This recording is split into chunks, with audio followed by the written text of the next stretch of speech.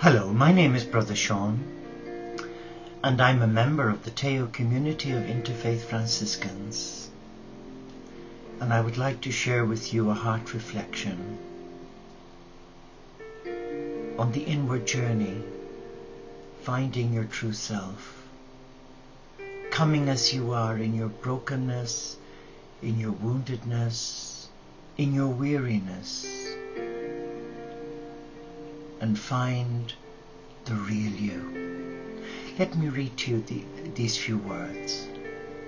The most important journey in life is the journey inwards to the depths of your own being.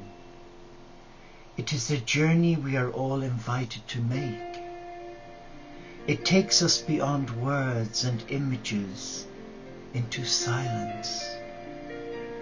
The silence allows the restless mind to become still, and in the stillness we enter a new world.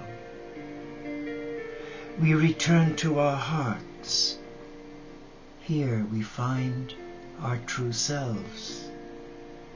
We discover an ancient way of God, of finding God, that has almost become lost to us.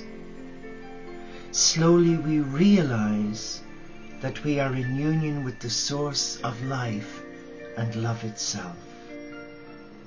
Our whole being, our life changes.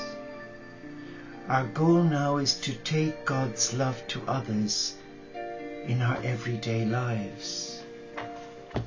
But how can we do that as wounded foot soldiers? It takes a lot of courage, doesn't it, to admit one's weakness, one's mistakes. I know it took me many years to finally come to a place where I can say I like myself now. Because for so many years I put myself down. It was never good enough. Even as a nurse, highly qualified in my profession, and even at senior nurse level, I still found an emptiness. And that emptiness has now been filled by coming home to my heart. By admitting defeat, by admitting failure, by admitting my mistakes. And I think it takes a person of real courage to own up to their mistakes, instead of living a lie or a pretense that all is well. And how many times have you heard them say in the coffee shop, "Oh, have a nice day. Have a nice day." How can you have a nice day when you're wounded within? One way of helping wounded foot soldiers was our setting up the Heart to Soul Prayer Partners for Peace. It's a spiritual forum like Facebook, but it's by invitation only, to safeguard the integrity and confidentiality of the members. And many of the members are spiritual. Well, all are spiritual, but all are on different paths, and that's wonderful. There's a diversity, and there's a richness coming from all the great spiritual teachers. And I think it's healthy when we have a balanced view rather than a one-sided view. As a young Catholic monk growing up, it was very much a one-sided view. The Catholic Church is the only church. Well, I've discovered in my life, in my later life, that in God's house there are many rooms, and that for me says there are many beliefs, many spiritual communities: Buddhist, Hindu, Sikh, Jewish, Christian.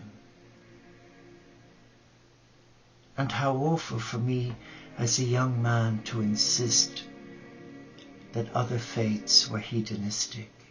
But that was the teaching. I guess we were all brainwashed into believing that we were the true heirs. Well, I don't believe we are. I believe that God has children of other faiths who worship a loving God, maybe by a different name. And if that's so, then we are brothers and sisters. And what gives me the right to put another down? But coming back to our own woundedness, it's important in these latter days, especially since 2012, where there's been an incredible cosmic shift of consciousness, where so many beautiful light workers and those on the spiritual path are coming under fierce attack. And they're having to revisit a lot of issues to do with themselves, to do with their relationship with God, and to do with their relationship with others. It's as if we've been put in a washing machine on a fast spin and we've been forgotten. And there are days when you don't know whether you're Arthur or Martha. And even I am not exempt.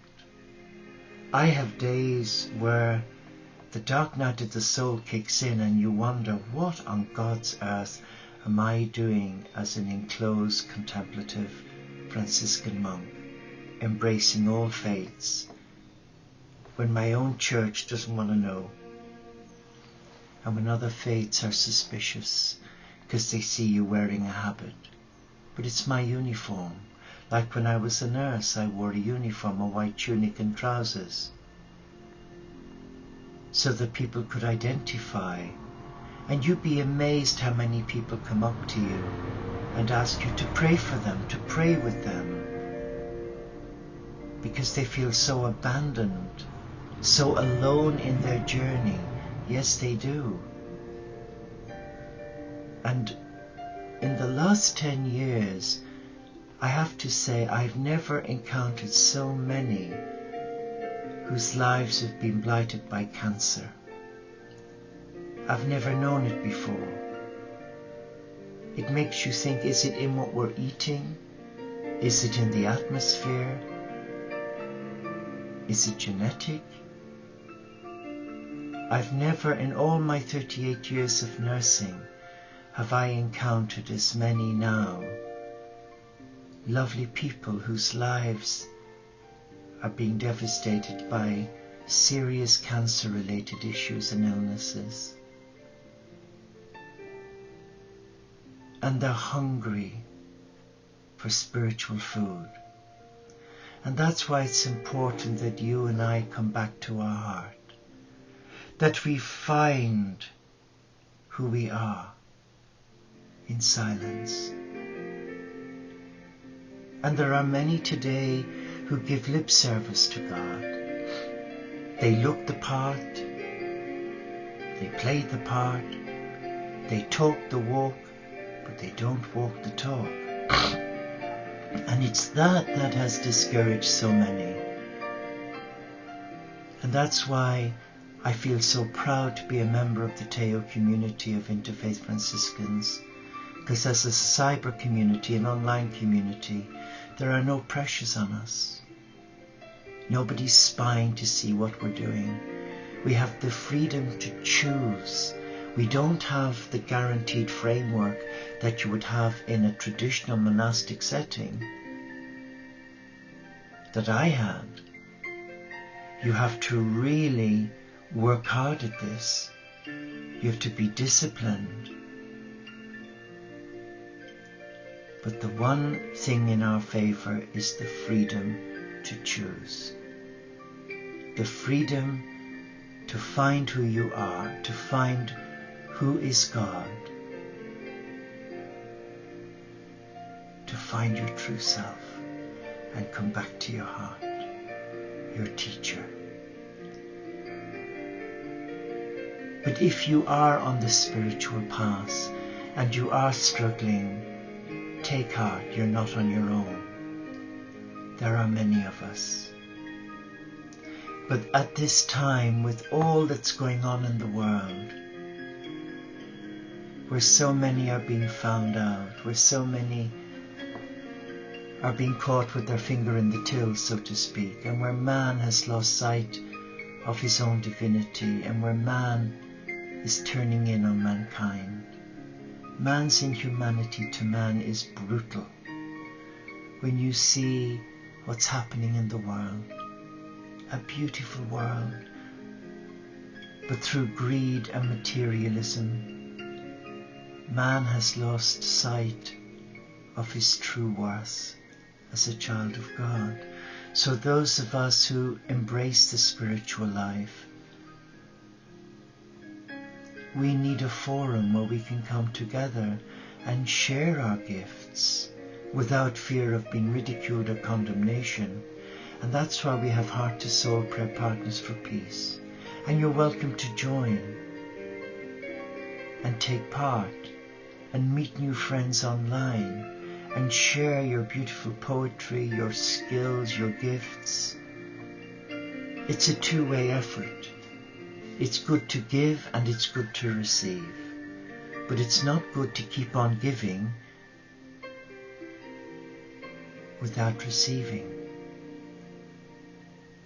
So the spiritual path is a beautiful path to be on, but it's strewn with many thorns. And many people come into your life, some for a season, some for a reason. And the ones that you expect will be there with you to the end are often the very ones who will hurt you. But it's two forces, isn't it? Yin yang, light dark.